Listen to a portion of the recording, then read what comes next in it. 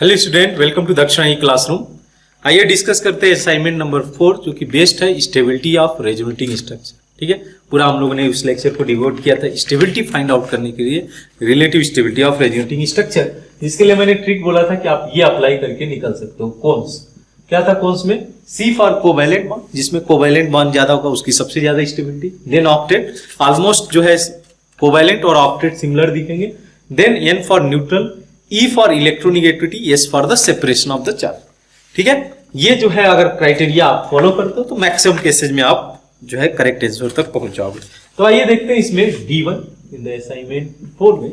D1 देखिए exercise 1 का बोला गया कि विच of the following is the least stable resonating structure. Draw कर लेते हैं इसको, थोड़ा सा क्लियर आइडिया आ जाएगा। NH2C double bond O, OCH3 neutral है, तो वेस्ट कैसे कि इसकी थोड़ी स्टेबिलिटी ज्यादा होगी जो अदर चार्ज स्पीसीज दी है। ठीक है, कौन सा आपको जो है बहुत रेयर केस है, आप कहीं सुनने को मिलेगा। ठीक है, ये ट्रिक है जो कि प्रिपेयर किया गया है आपको सिंप्लीफाइड वे में चीजों को रखने के लिए। ठीक है, NH2C। ठीक है, इसका प्योर एप्लीकेशन देखो फर्स्ट क्वेश्चन के साथ ही मिल जाता है। कौन सा प्योर एप्लीकेशन? ये फर्स्ट क्वेश्चन के साथ ही मिल जाता है।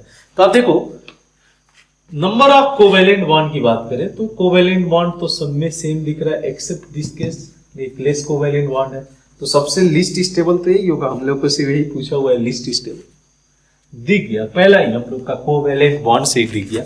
अच्छा देखो आप पाई बॉन्ड काउंट कर लो ना। कोवैलेंट बॉन्ड बोलने का मींस पाई बॉन्ड, क्योंकि रेजोनेटिंग स्ट्रक्चर ड्रॉ करते हो तो पाई इलेक्ट्रॉन इन्वॉल्व होता है। तो पाई बॉन्ड जिसमें कम है वो देखो, इसमें पाई बॉन्ड एक कम है, तो this is going to be the least stable. कुछ भी सोचना नहीं है, इधर उधर का कोई भी चीज इसमें सोचने वाली नहीं। नेक्स्ट देखिए D2। ठीक है, तो D2 के केस में क्या है, इन्होंने मेंशन किया हुआ है D2 में विच of the following resonating structure is the least stable. ठीक है, समझा जाए इस बात को। ऑप्शन ए देखिए। ठीक है, तो डबल बॉन्ड यहाँ पे है, ऑक्सीजन निगेटिव, यहाँ पे पॉजिटिव चार्ज। क्लियर बात है, ऑक्सीजन पे निगेटिव चार्ज है। बी ऑप्शन देखिए, तो बी के केस में क्या है? ठीक है, डबल बॉन्ड है और यहाँ पे पॉजिटिव चार्ज है। ये हाईली अनफेवरेबल केस क्यों है? क्योंकि पॉजिटिव चार्ज ये स्ट्रॉन्ग माइनस आई ग्रुप है, अपने तरफ इलेक्ट्रॉन को विड्रॉ कर लेगा। यहाँ पे तो इन दोनों को स्टेबलाइजेशन मिल रहा है एक दूसरे को, लेकिन यहाँ पे माइनस आई इफेक्ट की वजह से जो है डिस्टेबिलिटी इसको ज्यादा होगी, इसकी डिस्टेबिलिटी ज्यादा होगी।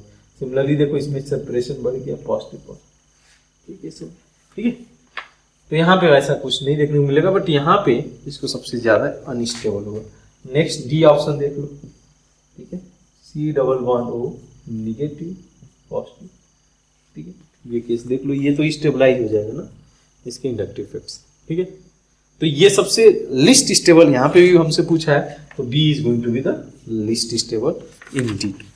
अब देखिए आप जो है D3 में बोला गया कि order of stability in D3 की बात करें तो order of stability of resonating structure that is isocyanic acid, ये होता है हमारा आइसोसाइनिक acid.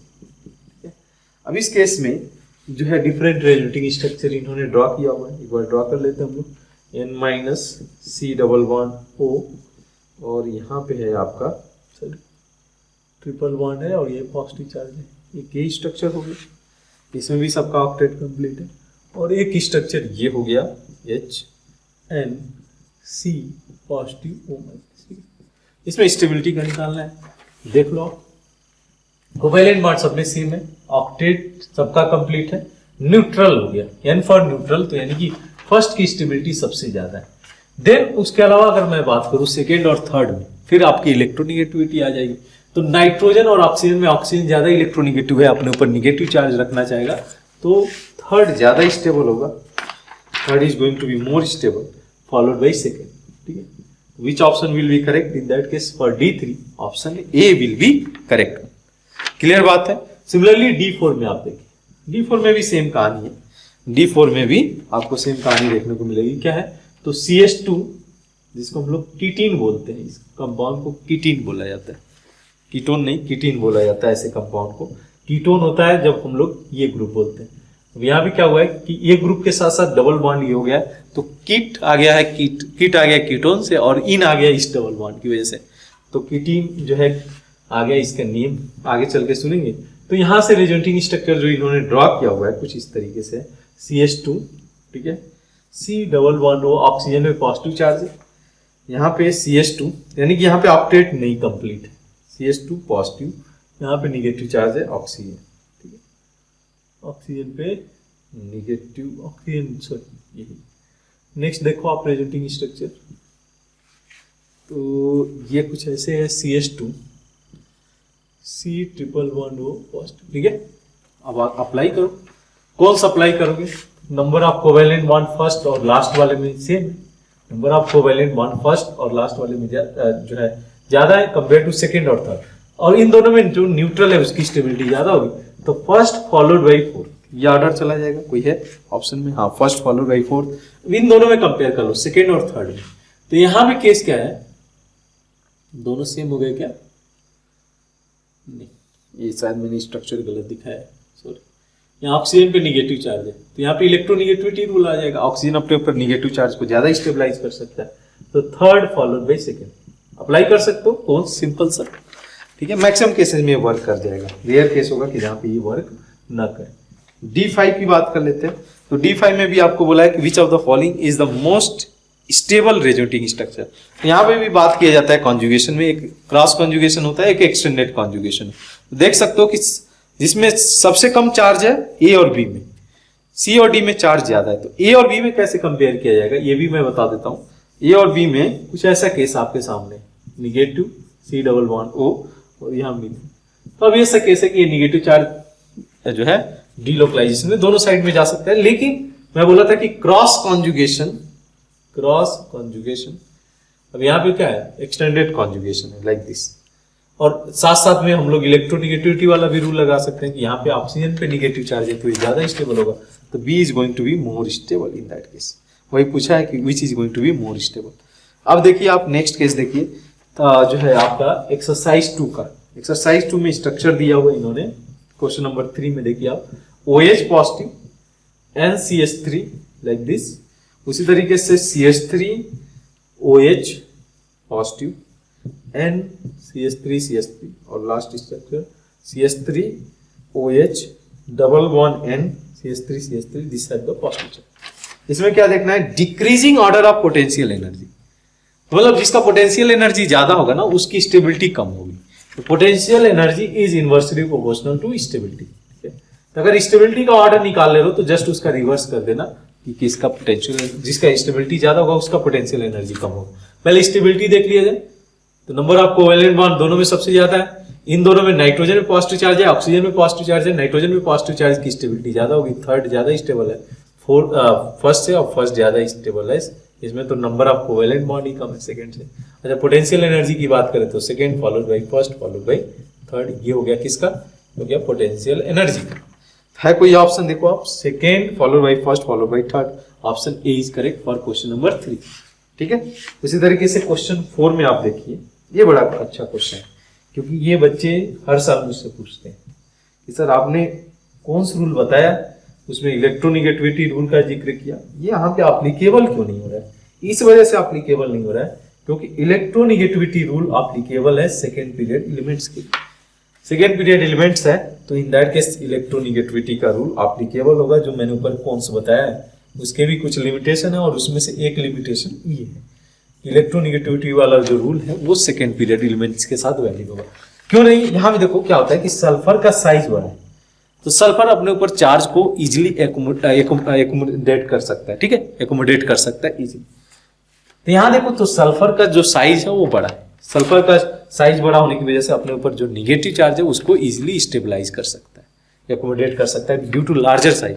Although electronegativity of sulphur is less than nitrogen but due to larger size it is going to stabilise the negative charge easily. तो यहाँ पे case क्या होगा कि ऑक्सीजन और सल्फर का जो कॉम्बिनेशन है, यहाँ पे सल्फर और नाइट्रोजन का कॉम्बिनेशन है और यहाँ पे ऑक्सीजन नाइट्रोजन का कॉम्बिनेशन है, तो सबसे ज्यादा स्टेबल ये होगा आपका फर्स्ट, सबसे ज्यादा स्टेबल होगा फर्स्ट के बाद सेकंड, सेकंड के बाद थर्ड, ठीक है। दोनों का मर्जिंग है, ठीक है। यहाँ पे ऑक्सीजन की इलेक्ट्रोनिगेटिविटी और सल्फर का साइज, यहाँ पे नाइट्रोजन की इलेक्ट्रोनिगेटिविटी सल्फर का साइज और यहाँ पे दोनों का साइज कम, तो साइज थोड़ा सा ओवरवेट किया हुआ है, जो ग्रुप है या एटम है जिसकी साइज बड़ी है उस पर निगेटिव चार्ज को इजिली स्टेबलाइजेशन मिल जाएगा। नेक्स्ट केस देखिए, इन क्वेश्चन नंबर 5 क्या मेंशन किया है, in which of the following first resonating structure is more stable than second one. ठीक है, देखते चले हम लोग।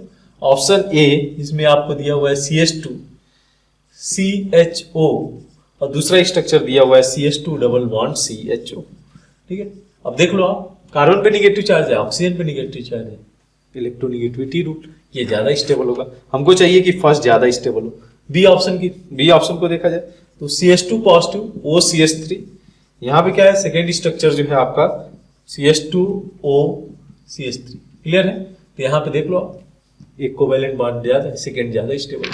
सी की बात कर ले तो CH2 double bond CH NH2, और वैसे ही बात किया जाए CH2 CH double bond NH2 plus. ठीक है, तो अब देख लो इस केस में सिंपल सा केस आपके सामने है, यहाँ पे चार्ज ज्यादा है, यहाँ पे चार्ज नहीं है, न्यूट्रल वाला केस आपके सामने है। This is going to be more stable, this is going to be less stable. ठीक है, तो सी के केस में हम लोग देख सकते हैं first is going to be more stable than second. D option वैसे ही आप चेक कर लो, डी में ऑक्सीजन पे पॉजिटिव चार्ज है और एक कार्बन पे पॉजिटिव चार्ज है, इलेक्ट्रोनिगेटिव एटम पे पॉजिटिव चार्ज वैसे ही अनस्टेबल हो जाता है। नेक्स्ट इसका 6 क्वेश्चन देखते हैं। ठीक है, बोला गया कि इनकरेक्ट फॉर द स्टेबिलिटी, तो पहला ऑप्शन देखो CH3 CHO minus CH double bond CH2, और दूसरा स्ट्रक्चर दिया हुआ है CH3 CO minus double bond CH3। ठीक है, अच्छा इस वाले केस में देखो यहाँ रेजोनेंस पॉसिबल है, इसमें रेजोनेंस है ही नहीं, तो इसका स्टेबलाइजेशन तो ज्यादा होगा ना, तो फर्स्ट को ज्यादा दिखाया है सेकंड से, जो कि गलत हो जाता है ऑप्शन ए में। बी में देखो तो बी में भी रेजोनेंस है, तो सेकंड का स्टेबिलिटी ज्यादा दिया हुआ है। थर्ड का केस देखा जाए तो थर्ड में पहले वाले में रेजोनेंस है, उसकी स्टेबिलिटी ज्यादा है। डी का केस देखो तो जो है इसमें एक में रेजोनेंस है, एक में रेजोनेंस नहीं है, तो फर्स्ट वाले की स्टेबिलिटी ज्यादा है। तो 6 के केस में option A is correct one. 7 के केस में लिस्ट स्टेबल दिया हुआ है, कैसे पहचानेंगे, तो सबसे ज्यादा स्टेबल तो इसमें ए दिख रहा है क्योंकि सबसे कम चार्ज दिख रहा है, और बी सी डी में देखो तो आप जो है देखोगे कि जो सेपरेशन ऑफ चार्ज है, यहाँ पे देखो पॉजिटिव पॉजिटिव अपोजिट चार्जेस एक दूसरे के क्लोज है, जो सी स्ट्रक्चर है वो लिस्ट स्टेबल होगा। क्यों, क्योंकि यहाँ पे जो देखोगे आप, यहाँ पे CH पॉजिटिव चार्ज है, नाइट्रोजन पे भी पॉजिटिव चार्ज है। ऑब्वियसली केस है कि यहाँ पे अगर दो से लाइक चार्जेज एक दूसरे के क्लोज आएंगे तो रिपल्सन क्रिएट करेंगे और पोटेंशियल एनर्जी को इंक्रीज करेंगे। तो C is going to be the least stable यहाँ पे इस केस में हमसे जो पूछा हुआ है। अदर के केस में स्टेबिलिटी होगी, अदर के केस में स्टेबिलिटी होगी, बी और डी में आप सिमिलरली देख सकते हो, ये ज्यादा स्टेबल होगा सी से, तो C is going to be the least stable. तो ये रहा हम लोग का असाइनमेंट नंबर 4। नेक्स्ट हम लोग मिलेंगे असाइनमेंट नंबर 5, जिसमें हम लोग मेसमरिक इफेक्ट के बारे में डिस्कशन रखने जा रहे हैं। तो इसमें देख लो कहाँ पे मिस्टेक हुआ है। स्टेबिलिटी से रिलेटेड फ्रिक्वेंटली क्वेश्चन पूछ दिए जाते हैं जेईई मेंस में, जेईई एडवांस भी पूछा हुआ है कई बार। तो यहाँ पे आप ध्यान रखें कि किस तरीके से स्टेबिलिटी आप कंपेयर कर रहे हो, ताकि गलती ना हो, राइट। गलती जहाँ पे भी हो उसको सुधार, रेक्टिफाई करने का अभी बेस्ट टाइम है, हम लोग सुधारें। तो ठीक है, तो मिलते हैं हम लोग नेक्स्ट असाइनमेंट नंबर 5 के साथ में। Thank you.